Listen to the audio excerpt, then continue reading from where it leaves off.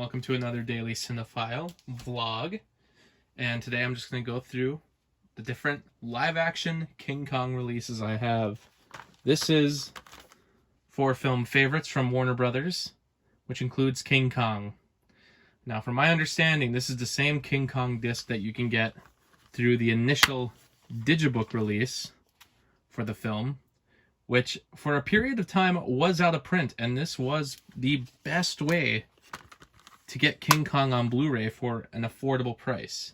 Fortunately, very recently, Warner Archive has now released King Kong on a new Blu-ray.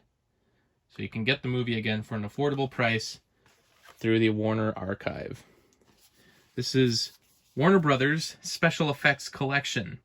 All these movies you can now get separately on Blu-ray, but this was the initial release that came in a pretty sick packaging if it was easier to get out of the sleeve. I've always hated that. But this release does include Son of Kong, the sequel that was released the exact same year as the original film. If you can get your hands on this set rather than buying them all separately, I would recommend it. Next I have the Criterion release of Godzilla. Now, originally this was released on a giant book. But as most of you know, the Godzilla set, if you don't know, please go check them immediately. But the Godzilla set, the sleeve that was holding the disc had failed, and the discs started to slide through and get caught in the glue that was holding them together. It was damaging the discs. But you can buy this custom case online to hold your discs. As you can see, this comes with King Kong vs. Godzilla. This comes with both versions of the film, both different languages, which I think was the first time it was ever released on Blu-ray that way. There is a universal release with the American edition, but it was never released until the Criterion edition with both languages. We have here, this is the sequel to King Kong vs. Godzilla. Now, for this film, most of it was actually based on a TV show. That TV show has been released in 2 volumes. But overall, this is an often forgotten sequel in the King Kong lineup. We have here the Jeff Bridges King Kong. Released in 1976, this is another release of King Kong that was not given a Blu-ray treatment for many years.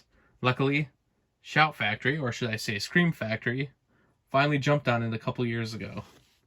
This film nowadays is probably mostly known for, rather than having King Kong climb up the Empire State Building, he climbs up the World Trade Center, which at the time was the taller building.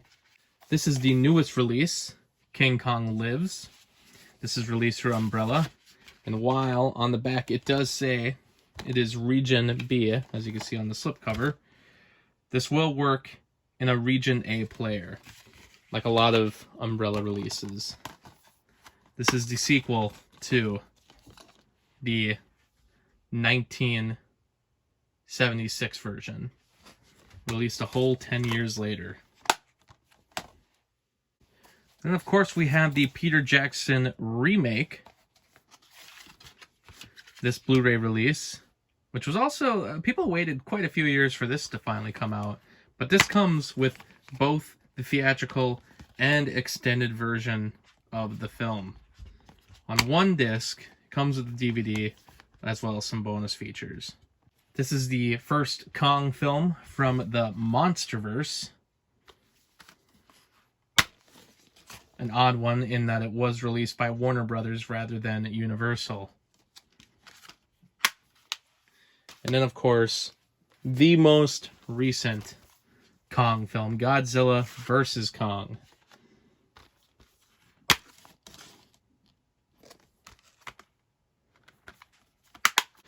I showed the 2 animated volumes that I own from the 60s animated show.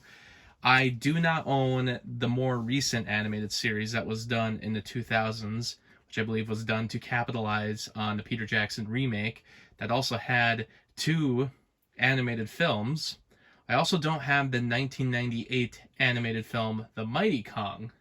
But for good measure, since I own Mighty Joe Young on the special effects set, I will show that I also own the Disney version of the film on Blu-ray. Thanks for watching, everyone.